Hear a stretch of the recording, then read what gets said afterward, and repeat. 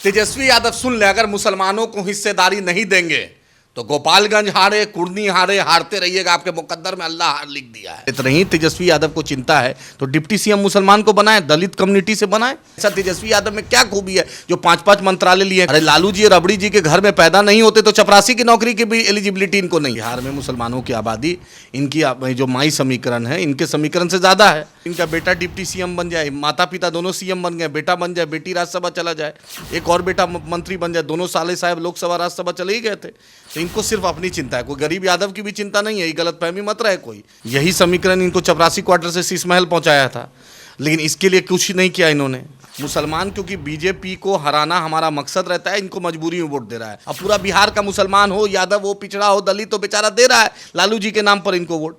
जरूरत खत्म तो एमएलए तोड़ लिए, लेकिन बिहार की जनता, सीमांचल की जनता जरूर इंशाल्लाह जवाब देगी। वक्त आने दीजिए। नीतीश जी को मोदी से बैर है और यही 2003 में मोदी जी का इन्होंने समर्थन किया था। नीतीश जी को मोदी से बैर है, भाजपा आरएसएस से बैर नहीं है। विश्व हिंदू परिषद, बजरंग दल और आरएसएस के लोग ने क्या तनकीद की, कितनी घिनौनी बात की। नमस्कार, द इंडिया टॉप देख रहे हैं आप और मैं हूं आपके सामने फजलुल मुबीन। बिहार में जातीय जनगणना की रिपोर्ट के आने के बाद जातीय आधारित जो राजनीति होती है वो काफ़ी तेज़ हो गई है। सभी पार्टियों के सभी नेता अपने अपने जाति को लुभाने की कोशिश कर रहे हैं और 2024 को इस रिपोर्ट से देखा जा रहा है। इस वक्त मेरे साथ बातचीत करने के लिए मौजूद हैं ऑल इंडिया मजलिस इत्तेहादुल मुस्लिमीन यानी ओवैसी की पार्टी MIM के प्रवक्ता सह बिहार यूथ प्रेसिडेंट आदिल हसन आज़ाद। आइए इनसे बात करते हैं। भाई आरजेडी को क्या, ये पूरे बिहार को, देश को पता था कि बिहार में मुसलमानों की आबादी, इनकी जो माई समीकरण है, इनके समीकरण से ज़्यादा है। यही समीकरण इनको चपरासी क्वार्टर से शीश महल पहुँचाया था, लेकिन इसके लिए कुछ नहीं किया इन्होंने। आप बतलाइए कि कोई भी आरजेडी, शहाबुद्दीन साहब का परिवार, गफूर साहब का परिवार, आपके क्या कहते हैं अनवारुल हक साहब का परिवार, जाफरी साहब का परिवार, या कोई भी परिवार को, एक्स चीफ मिनिस्टर जो गफूर साहब थे उनके परिवार को आरजेडी ने कभी पूछा? कभी नहीं पूछा। सिर्फ इनको चाहिए, इनका बेटा डिप्टी सीएम बन जाए, माता पिता दोनों सीएम बन गए, बेटा बन जाए, बेटी राज्यसभा चला जाए, एक और बेटा मंत्री बन जाए, दोनों साले साहब लोकसभा राज्यसभा चले ही गए थे। तो इनको सिर्फ अपनी चिंता है, कोई गरीब यादव की भी चिंता नहीं है। ये गलतफहमी मत रहे कोई, लेकिन एक मजबूरी है। मुसलमान क्योंकि बीजेपी को हराना हमारा मकसद रहता है, इनको मजबूरी में वोट दे रहा है। अब ब्राह्मण, भूमियार, राजपूत भाई जो हैं वो इनको वोट देना नहीं चाहते, वो मजबूरी में वो भी भाजपा को वोट दे रहा है। ये दोनों तबका जो है मजबूरी में वोट दे रहा है। मुसलमान तो सबसे मजबूरी में दे रहा है। आरजेडी कहती है कि हम ही तो हैं जो मुसलमानों को हिस्सेदारी देती है। बतलाइए, पूरे बिहार में मुसलमानों की आबादी आपके सामने है और तेलंगाना में मुसलमानों की आबादी, माइनॉरिटी की आबादी 50 लाख से कम है। वहाँ 2200 करोड़ माइनॉरिटी का बजट है। अब बिहार में बतला दीजिए माइनॉरिटी का बजट कितना है। अगर इतना ही तेजस्वी यादव को चिंता है तो डिप्टी सीएम मुसलमान को बनाए, दलित कम्युनिटी से बनाए। भाई विधानसभा स्पीकर भी आप ही रहिएगा, विधान परिषद के अध्यक्ष भी आप ही रहिएगा, मंत्रालय भी आप ले। ऐसा तेजस्वी यादव में क्या खूबी है जो 5-5 मंत्रालय लिए हैं? कोई ऑक्सफोर्ड या कैम्ब्रिज से तो पढ़े नहीं है।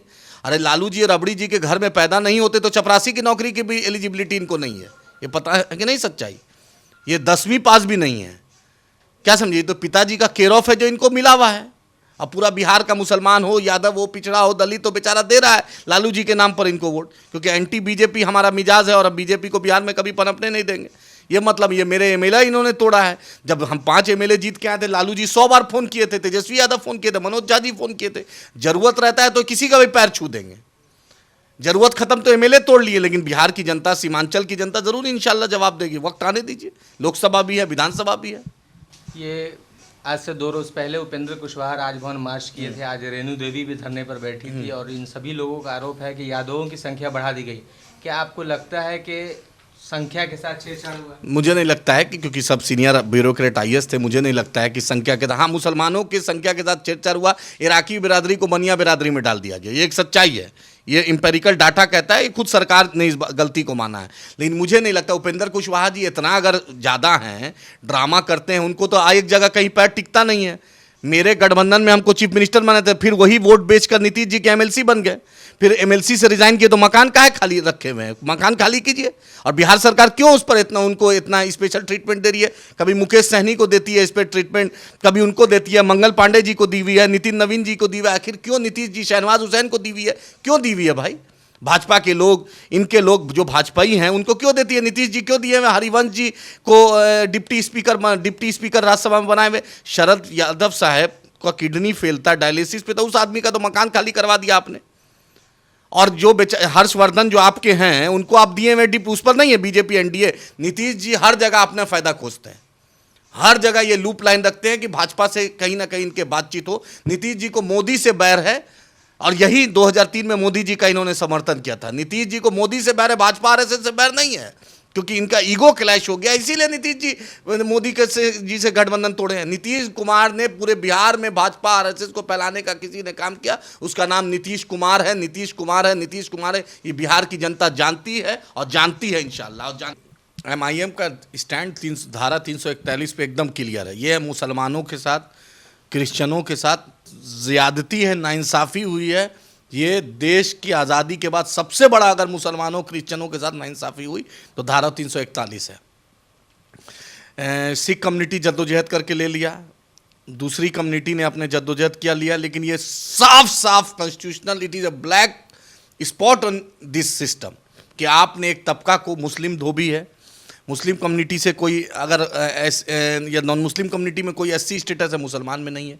ये इतनी बड़ी नाइंसाफ़ी अगर लगता है, नीतीश जी जनजातीय जनगणना कराया है, लालू जी ने इसका समर्थन किया, अगर इंसाफ चाहते हैं तो 341 पर साथ दें मुसलमानों का, क्रिश्चियन कम्युनिटी का। इससे बड़ा नाइंसाफ़ी कुछ नहीं हो सकता है कि आप इसके चलते कॉन्स्टिट्यूशन चुनाव नहीं लड़ सकता आदमी जो रिजर्व कॉन्स्टिट्यूंसी है, यूपीएससी, स्टेट सर्विस, दूसरी जगह नौकरी नहीं। भाई क्यों, आखिर ये नाइंसाफ़ी क्यों? भाई जो जिसका है उसको मिलना चाहिए ना हक। एमआईएम इस मुद्दे पर पूरी तरीके से धारा 341 नाइंसाफ़ी, और ये एमआईएम डे वन से एमआईएम का स्टैंड क्लियर है और हम ये आपको सामने वाज़ेह कर। मुख्यमंत्री लगातार मदरसा के ज़िम्मेदारों से और अलग अलग मुस्लिम कम्युनिटी से जो लोग बिलोंग कर रहे हैं उनके साथ मीटिंग कर रहे हैं और मुसलमानों को रुझाने की, साधने की कोशिश कर रहे हैं।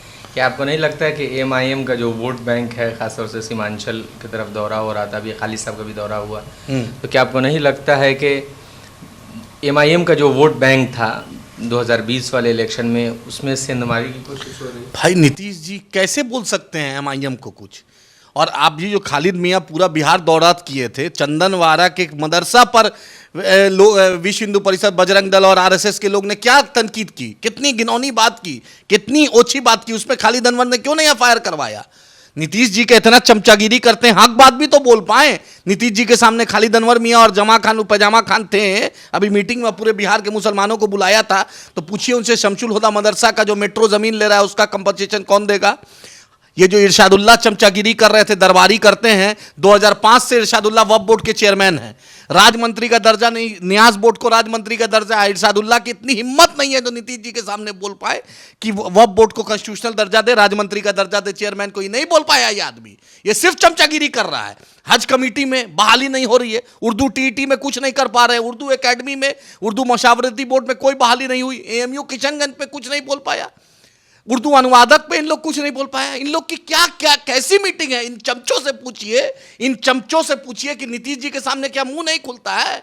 सिर्फ फोटो खिंचाने के लिए जाते हो, और समाज में किस मुंह से जाओगे? और खालिद अनवर मियाँ किस मुंह से बोल सकता है? जो आदमी भाजपा और जदयू के अलायंस में एमएलसी बना हो, वो एमआईएम को कुछ बोले? नीतीश जी जो जिंदगी भर अपने आप को वक्फ कर दिया भाजपा में, वो हमको बोले?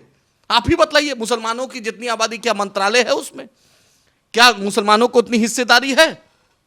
नीतीश जी उस पर, नीतीश जी को लगता है आज पूरा बिहार का मुसलमान, दलित, पिछड़ा, मजलूम जग चुका है। नीतीश जी की ये जो चाल बार बार चलती थी वो नहीं चलेगी इंशाअल्लाह ताला। 2024 भी आपके सामने है, 25 भी आपके सामने है। तेजस्वी यादव सुन ले, अगर मुसलमानों को हिस्सेदारी नहीं देंगे तो गोपालगंज हारे, कुर्नी हारे, हारते रहिएगा। आपके मुकद्दर में अल्लाह हार लिख दिया है। मुसलमानों को हिस्सेदारी दीजिए, तब मुसलमान आपको वोट देगा। आज चंपारण का मुसलमान, मिथिलांचल का मुसलमान, मगध का मुसलमान, भागलपुर प्रमंडल का मुसलमान, मुंगेर का मुसलमान या सीमांचल का मुसलमान हिस्सेदारी मांग रहा है, और अब तो हम हिस्सेदारी की बात करेंगे। मेरे साथ अब नाइंसाफ़ी आपने किया है, हम अब नाइंसाफ़ी बर्दाश्त नहीं करेंगे। हम एएमयू किशनगंज पे बोलेंगे, हम मदरसा बोर्ड पे बोलेंगे, हम सीमांचल के हक हकूक़ पे बोलेंगे, हम मुसलमानों की पासमानदगी दूर करने के लिए बोलेंगे। हमारा बजट बिहार में 700 करोड़ भी माइनॉरिटी का बजट नहीं, तेलंगाना में 2200 करोड़ बजट। आज हर मुद्दे पर अगर कोई बोलता है तो बैरिस्टर असदुद्दीन ओवैसी साहब बोलते हैं। कभी एक मुसलमान के मुद्दे पर तेजस्वी यादव बोले हैं, नीतीश जी बोले हैं? मतलब पूछ लीजिए, कभी भी, कभी नहीं ये लोग बोलेगा। 2024 में सभी सीटों पर एमआईएम उम्मीदवार उतारेगी। सभी सीटों पर तो नहीं बोल सकते, लेकिन एमआईएम सीमांचल से बाहर भी इंशाल्लाह चुनाव लड़ेगी, और इसका फैसला बैरिस्टर असदुद्दीन ओवैसी साहब दारुस्सलाम से होगा। और इंशाल्लाह चुनाव लड़ेंगे। अल्लाह ने चाहा कामयाबी होगी। आज सीमांचल में जैसे अल्लाह ने फतह करवाया, वहाँ के आवाम का शुक्रिया। इंशाल्लाह पूरे बिहार में हम विधानसभा में बहुत ही मजबूती से लड़ेंगे, चाहे आपका चंपारण हो, चाहे मिथिलांचल हो, चाहे मगध हो, चाहे भागलपुर प्रमंडल हो, चाहे नवादा हो, बिहार हो, पटना हो, फुलवारी हो, आरा बक्सर हो, हम इंशाल्लाह चुनाव लड़ेंगे और मजबूती से लड़ेंगे। जैसा कि आपने सुना, अभी आदिल हसन आज़ाद साहब कह रहे थे कि अगर तेजस्वी यादव या आरजेडी या नीतीश कुमार अगर मुसलमानों की उनकी हिस्सेदारी नहीं देंगे, यानी जातीय आधारित जनगणना की जो रिपोर्ट आई है उस हिसाब से अगर हिस्सेदारी नहीं मिलेगी तो मुसलमान कभी उनको माफ़ नहीं करेगी। और ख़ास तौर से उन्होंने तेजस्वी यादव को चेताया है और उनका कहना था कि तेजस्वी यादव अगर मुसलमानों को हिस्सेदारी नहीं देंगे तो वो कभी मुख्यमंत्री नहीं बन सकते हैं।